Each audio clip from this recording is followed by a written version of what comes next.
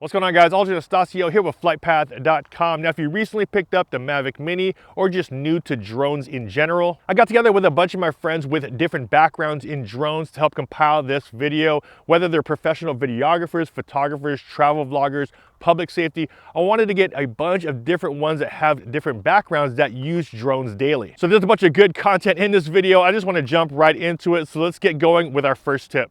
Flying Mavic Mini is a lot of fun, but there are a lot of people out there who still don't understand what these drones are all about. They don't understand the photography aspect of it. They don't understand the videography aspect of it. They don't understand the pure fun of flying a drone. So when you're flying yours, don't hide. Be present, be visible. If someone has privacy concerns, if someone read something on Facebook, I don't know what people do on Facebook anymore, and come and talk to you about it, talk to them, just show your screen, just show your controller, and I bet they will fall in love with the drones in less than 1 minute and probably end up buying one for themselves for the holidays.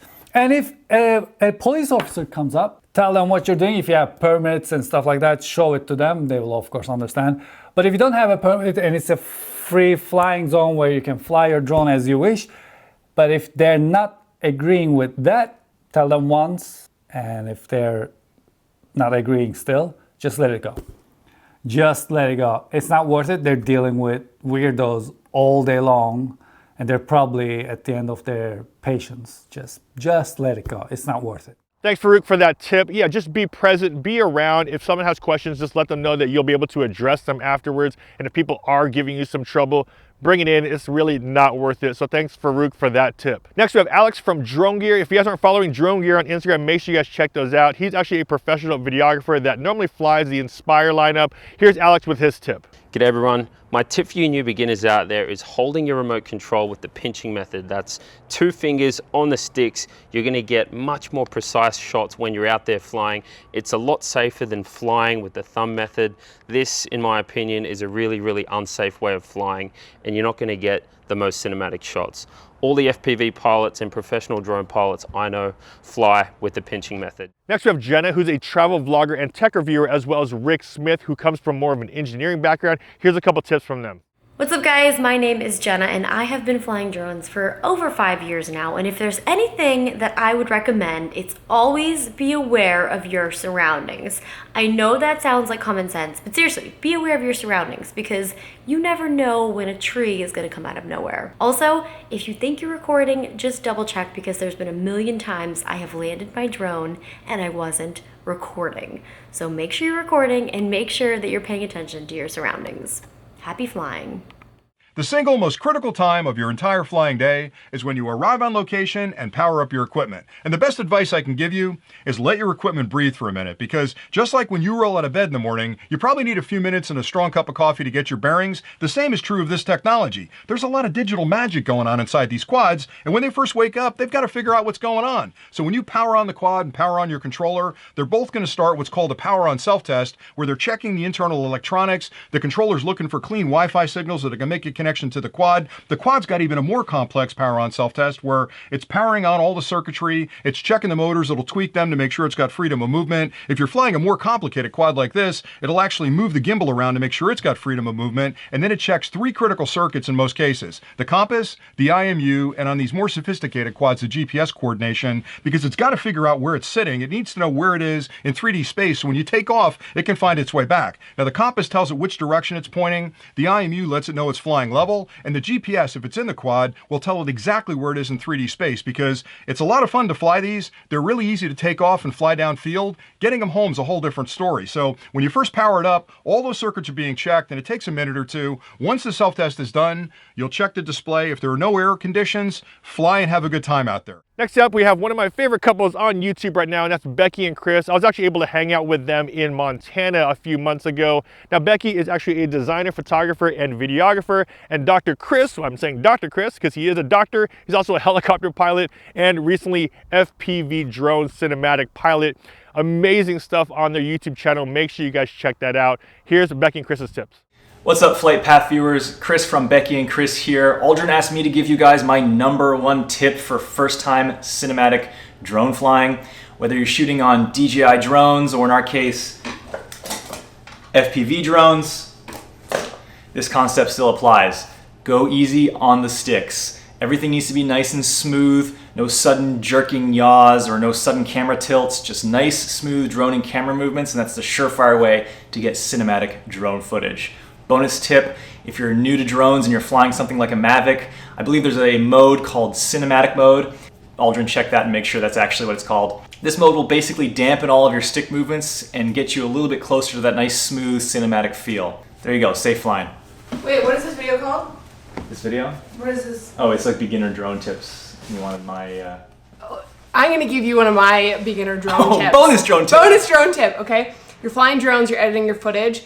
Don't put in drone footage in your videos with a horizon that's not straight. Oh, it's a good Straighten one. up your horizon. It's super simple. All you gotta do is go up into your motion tab in whatever editing software you're using, rotate it until the horizon is straight, scale the clip, and you're golden. Yeah, so the reason why that happens is that if there's a wind, your drone is actually rolling into the wind to try to stay in one spot. If you go past the range of movement that the gimbal allows, you'll get a tilted horizon.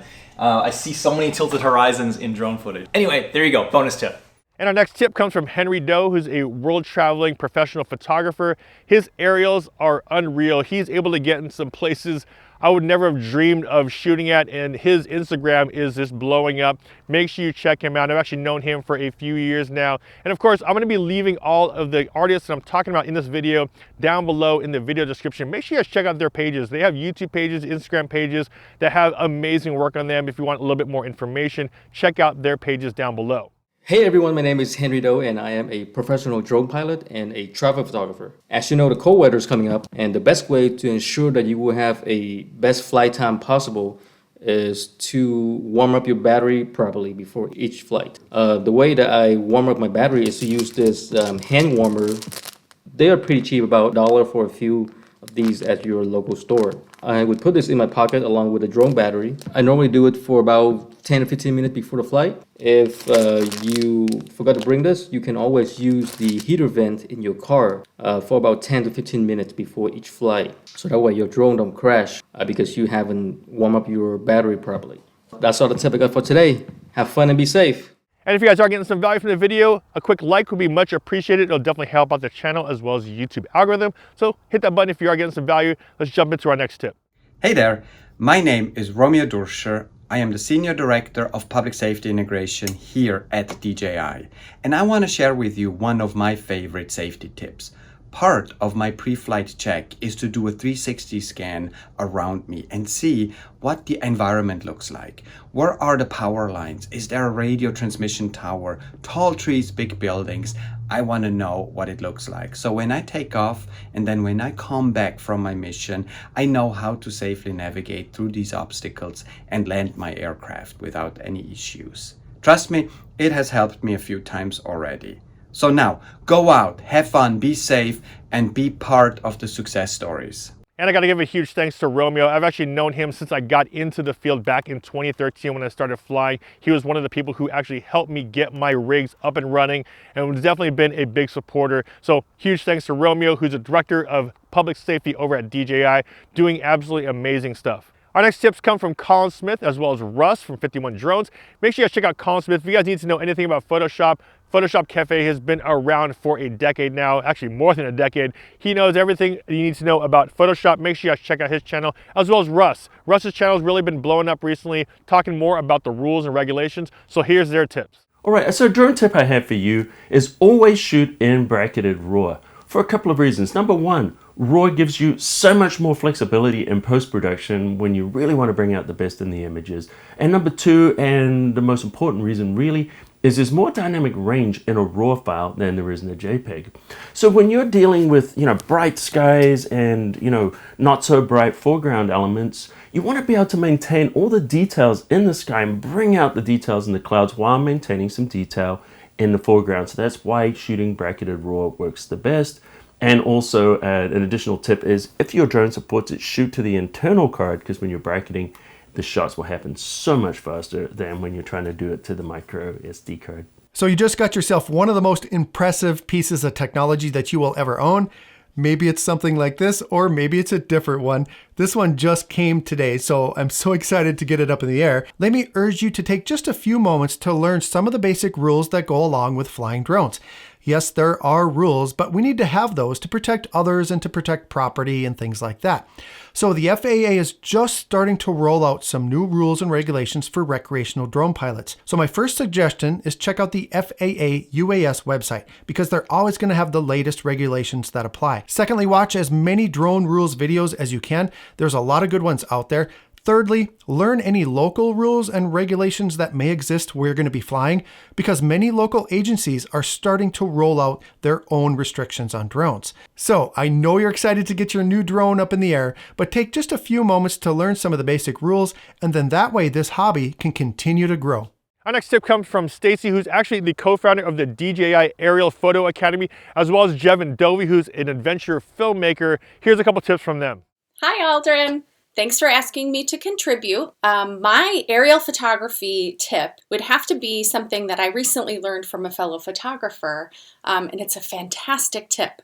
For those of us looking to create these high dynamic range images, in the past we've had to rely upon this auto exposure bracketing that's built into the DJI Go 4 app.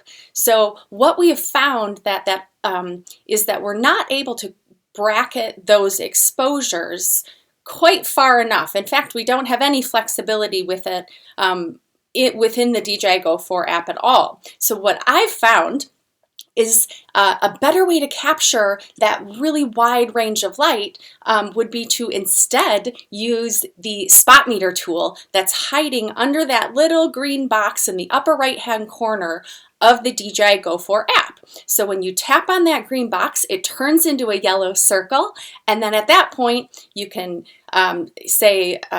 tap in the sky to expose for those beautiful puffy white clouds, and then take a second photo tapping on, say, the shadowed side of a barn.